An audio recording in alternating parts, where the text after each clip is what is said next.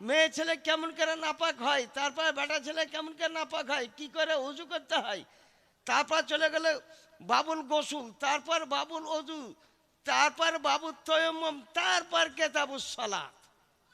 তারা তো বুখারী পড়তে জানে না।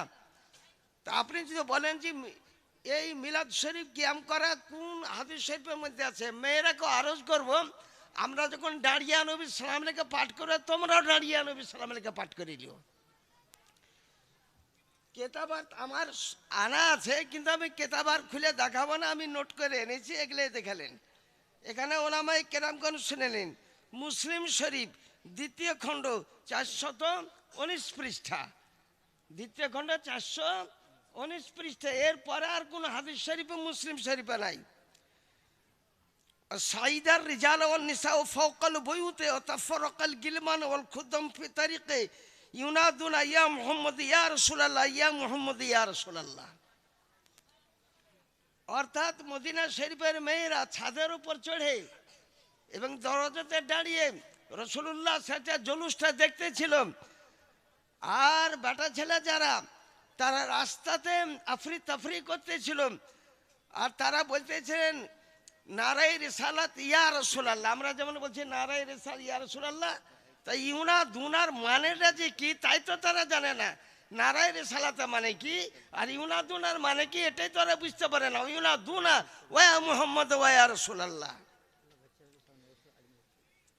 তারপরে লেখা আছে মুসলিম শরীফের দ্বিতীয় খণ্ড 306 পৃষ্ঠা,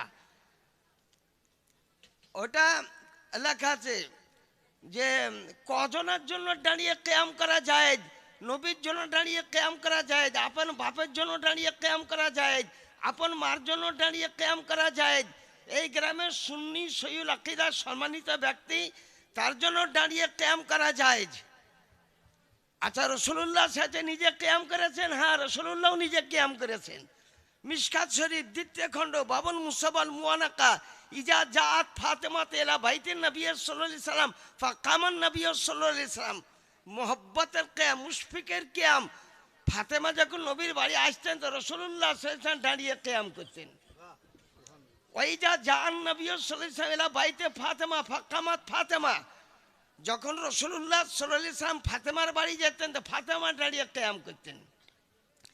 আপন ওস্তাদের জন্য দাঁড়িয়ে কিয়াম করা জায়েজ আছে, আপন পীরের জন্য দাঁড়িয়ে কিয়াম করা জায়েজ আছে। আল্লামা নববী রহমতুল্লাহ 6 জন ব্যক্তির জন্য দাঁড়িয়ে কিয়াম করা জায়েজ বলে দিয়েছেন। আমার কাছে কিতাব আছে, আপনি দিয়েছেন মিশরের কিতাব আছে, তুর্কিস্তানের কিতাব আমার কাছে এখানে আছে, কিন্তু কিতাব পড়ার লোক খুব কম। তাই আপনার থেকে আমি আরজ করি, আবেদন করি, একটা কিতাব আছে ওজন তার 22 কেজি। তো বলেন তো 22 কেজি কিতাব, এর নবম খণ্ড 555 পৃষ্ঠাতে লেখা আছে ওয়ায়ানদুবুল কিয়াম, সারা দুনিয়ার মুসলমান দাঁড়িয়ে কিয়াম করা জায়েজ। আর মিশকাত শরীফ দ্বিতীয় খণ্ড 403 পৃষ্ঠা ওয়ান আবি হুরায়রা قال اذا دخل رسول الله صلى الله عليه وسلم في المسجد وحدثنا فاذا قام قمنا قياما حتى نراه دخل رسول الله صلى الله عليه وسلم بعد بيت ازواجي। মিশকাত শরীফ। আমরা মদিনার মসজিদ নববীতে হুজুরের হাদিস শরীফ শুনতাম, নবী যখন দাঁড়িয়ে যেতেন কুমনা কিয়ামান, আমরা সকলে দাঁড়িয়ে কিয়াম করতাম। মিলাদ করা জায়েজ আছে। মিলাদ করা মিশকাত শরীফের 179 পৃষ্ঠাতে লেখা আছে। রাসূলুল্লাহ স্বয়ং নিজের মিলাদ নিজেই করেছেন। যারা বলে যে আল্লাহ নবী কি করেছেন, এই প্রশ্নটাই বেশি। আল্লাহ নবী নিজেই নিজের মিলাদ নিজে করেছেন। মদিনা শরীফে যখন গেলেন তো সাহাবায়ে কেরাম বলে রাসূলুল্লাহ সাল্লাল্লাহু আলাইহি ওয়াসাল্লাম তিনি রোজা রাখতেছেন সোমবারের দিন। সুয়েলা রাসূলুল্লাহ সাল্লাল্লাহু আলাইহি ওয়াসাল্লাম আন সাওমি ইয়াউমিল ইসনাইন ফাকালা ফিহি বুলিদতু ফিহি উনজিলা আলাইয়া ওয়াহিয়ুন। মদিনা শরীফে যখন গেলেন হুজুর সোমবারের দিন রোজা রাখতেন। বলে আপনি সোমবারের দিন প্রত্যেক সোমবার রোজা রাখেন কেন? বলে ওই তারিখ আমার মিলাদ হয়েছে, আর ওই তারিখে সর্বপ্রথম কোরআনে কারীম নাযিল হয়েছে, তাই নিজের মিলাদের খুশিতে আমি নিজে রোজা রাখি।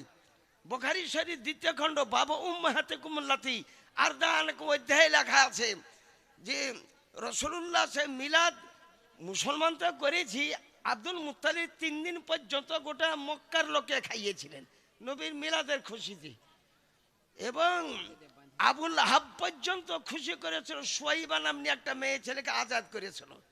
আবুল আহাব গলগলা কাফের, আবুল আহাব পাক্কা কাফের, মুরতাদ আবুল আহাব। কিন্তু আবুল আহাবকে জিজ্ঞাসা করলো তার বংশের কোন ব্যক্তি যেন আব্বাস রাদিয়াল্লাহু তাআলা আনহু স্বপ্নে দেখলেন, কেমন আছো? বল খুব অসুবিধাতে আছি, আযাবে আছি।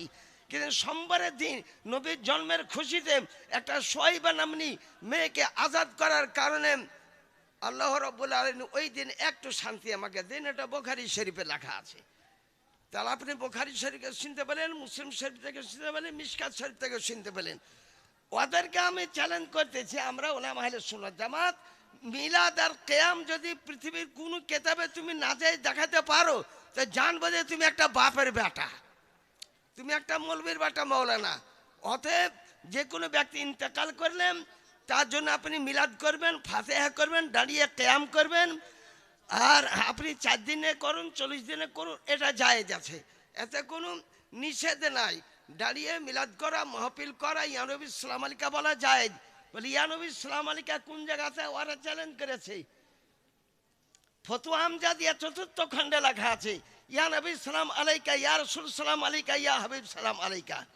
আফকারে রেজা কিতাবে 306 পৃষ্ঠাতে আছে, ইয়া নবী সালাম আলাইকা, ইয়া রাসূল সালাম আলাইকা, ইয়া হাবিব সালাম আলাইকা। দেওবন্দি তোরও কিতাব আমার কাছে আছে। তোর পীর আশরাফ থানভীর পীর, রশিদান গাঙ্গের পীর, কাসেম নানতবীর পীর, খলিল আহমদ আমেরাঠির পীর, হাজি ইমদাদুল্লাহ মুহাজির মাক্কি, হাজি ইমদাদুল্লাহ মুহাজির বাক্যে বলে আমি মিলাদ করি, কিয়ামও করি। আর কিয়াম করাতে লুৎফুল উজ্জাত লাজ্জাত পাই। আর প্রতি বছর রবিউল আউয়াল মাসে 12 তারিখে মিলাদ কিয়াম করি। অরিজিনাল কেতাব হাফতা মাসার 5 পৃষ্ঠাতে এটা লেখা আছে, 5 পৃষ্ঠাতে।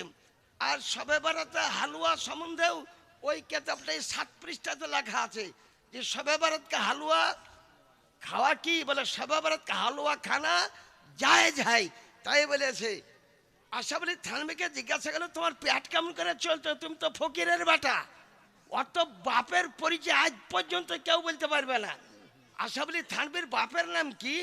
মেলা আমরা জিজ্ঞাসা করলেন যে আশরাফ আলী থানভীর বাপের নাম কি? তার বাপের নামই ধরে পাওয়া যায় না।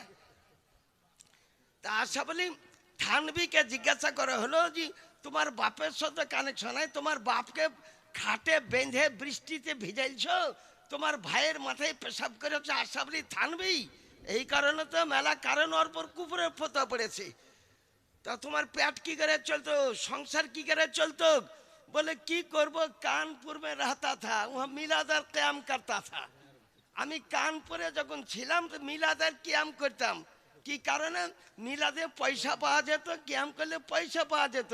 যদি মিলাদ কিয়াম না করি তাহলে মসজিদেও থাকতে দিবে না, বেতনও দিবে না। তাই আমি কানপুরে আমি মিলাদ করেছি, কিয়াম করেছি, সেই পয়সাতে আমার সংসার চলতো। মিলাদ কিয়াম যদি হারাম হয় তা আশরাফ আলী থানভী রক্ত হারামি, আশরাফ আলী থানভী জাত হারামি। উনি যেই বলেছে আল ইফাজতুল ইয়াউমে কিতাবের প্রথম খণ্ডে লেখা আছে, আল ইফাজতুল ইয়াউমে কিতাবের প্রথম খণ্ডে এটা লেখা আছে। রশিদ আহমেদ গাঙ্গুহিকে জিজ্ঞাসা করলো কিয়াম করা চলবে কি চলবে না? ফতোয়া রশিদিয়াতে লিখতেছে দিনদার কে লিয়ে খড়ে হোনা দুরুস্ত है, অর্থাৎ দিনদার ব্যক্তি, ভালো ব্যক্তির জন্য দাঁড়িয়ে কিয়াম করা জায়েজ আছে। এই রশিদ আহমেদ গাঙ্গুহি পর্যন্ত বলেছে। এরকম হাজারো দলিল দিতে পারি। আমার কাছে কম বেশি 50 খান কিতাব আমাদের বাড়িতে আছে। আমাদের সেই হিসাবে আপনারা যে কোনো মাইয়েত ইন্তেকাল করলে তার মিলাদ করবেন, কিয়াম করবেন, দুরূদ শরীফ পড়বেন। চ্যালেঞ্জ যদি কেউ করে চ্যালেঞ্জ আপনি কবুল করে নেবেন। আর আমাদের আলী হোসেন আছে, মুফতি জুবাইর সাহেব, লড়াকু বক্তা মুফতি জুবাইর সাহেব, এক পীরের দরবারে গিয়ে এমন বুঝাতে ভাষণ দেওয়া দিয়েছে যার ভাষণ গোটা পৃথিবীতে ভাইরাল হচ্ছে, সারা দুনিয়াতে ভাইরাল চলতেছে। সে পীর সাহেব নিজেই এখন বলতেছে যে আমি জানতাম না যে এই লোকটা অমুক, তাই মুফতি জুবাইরকে তোয়াজ করছে এখন। বেরাদারান ইসলাম, তাই আপনাদেরকে আরজ করি যে যে কোনো ব্যক্তি ইন্তেকাল করলে তার মিলাদ করা, মাহফিল করা, কিয়াম করা, ইয়া নবী সালাম আলাইকা বলা, মুস্তফা জানের রহমত লাখো সালাম বলা। ওই দেওবন্দির মাদ্রাসা দয়ানগর পার্শ্বে মুফতি জুবাইর সাহেবের জামাইয়ের বাড়ি আছে, আর ওখানে একটা ইমাম হচ্ছে প্রত্যেক দিন মুস্তফা জানের রহমত লাখু সালাম আসসালাতু আসসালামু আলাইকা ইয়া রাসূলুল্লাহ মসজিদে 5 ওয়াক্ত আজান দেওয়ার পর 5 মিনিট পর আসসালাতু আসসালামু আলাইকা ইয়া রাসূল প্রতিদিন পড়তে বাধা করতে পারে না। তাই এইরকম কনফারেন্স যদি আর 2-4টা করা যায় ওদের মুখ বন্ধ হয়ে যাবে। ওদের কোনো এমন একটা মৌলবি নাই যে আমাদের সুন্নি মৌলানার সাথে পাল্লা করতে পারে। যেমন মসজিদের ভিতরে আজান দেওয়া চলবে না, মসজিদের ভিতরে কোনো আজান দেওয়া চলবে না, জুম্মার আজানও চলবে না, 5 ওয়াক্ত আজানও চলবে না। এলিয়ে বাহাস করে ওই ভগবান গেলাম থানাতে বাহাস করে পরাজিত হয়ে গিয়েছে, বুঝলেন, ওরা পরাজিত হয়ে গিয়েছে। তাই ওই আমরা আহলে সুন্নাতে জামাত সম্বন্ধে অত্যন্ত ভালো করে বুঝালেন মুফতি জুবাইর সাহেব। আর ইনশাল্লাহ আরও যদি অন্য জায়গাতে আবার কনফারেন্স আমি আলী হোসেন সাহেবকে বলবো, মুফতি জুবাইর সাহেবকে বলবো যে এই মাঝে সাঝে বছরে 2-1টা করে কনফারেন্স, আমরা কনফারেন্সে টাকা চাই না, কনফারেন্সে আমরা টাকা নিতে চাই না, বুঝলেন। আমরা ফ্রিতে আমরা সারা বছর জালসা করি, কোথায় কোথায় জালসা করতে যাই। একটা গ্রামের লোকে কনফারেন্স করবে, খরচ আছে, মাইকের খরচ আছে, সব কিছু খরচ আছে। আর একটা কথা এই বুঝেছেন, ভিডিও মিডিয়া আমি করি না, বুঝলেন, ভিডিও মিডিয়া আমি করতে চাই না। লোককে তুলে লাই তো এখন আমি কি করব, বুঝলেন, লোককে তুলে লাই আমি যে এখানে বন্ধ করতে পিছন থেকে তুলে লাই, এরকম তাজুস শরিয়ার এরকম তুলে লেছে, সবার এরকম তুলে লাই। এর জন্য বক্তা আমরা দায়ী নাই, মুফতি জুবাইর সাহেব দায়ী নাই, কেউ আমরা দায়ী নাই। যা হোক এই পর্যন্তই আমি আমার বক্তব্য সমাপ্ত করলাম। আসসালামু আলাইকুম। হুজুর আমার একটা প্রশ্ন আছে। হ্যাঁ, कि अल्लाह तबारक व ताआला যে 99টা আরবিতে নাম আছে, এই নামের ভিতরে খোদা শব্দটা নেই, ঠিক প্রশ্ন তো করেছো, কেউ বুঝতে যদি পেরেছি। খোদা শব্দটা উচ্চারণ করেন এতে নেকি আছে না গুনাহ আচ্ছা আছে? শুনো শুনো, যে হাদিস এবং কোরআন থেকে হুজুর উত্তরটা দেবেন। বুঝাচ্ছি। যে ব্যক্তি প্রশ্ন করছে জাহিরুল আজহাল, ও একটা গাবিউল বালিদ, ও একটা গাবিউল জেহেন। কোরআন শরীফ কোন ভাষাতে আছে? ইন্না আনজালনাহু কুরআনান আরাবিয়্যান লাআল্লাকুম তাকিলুন।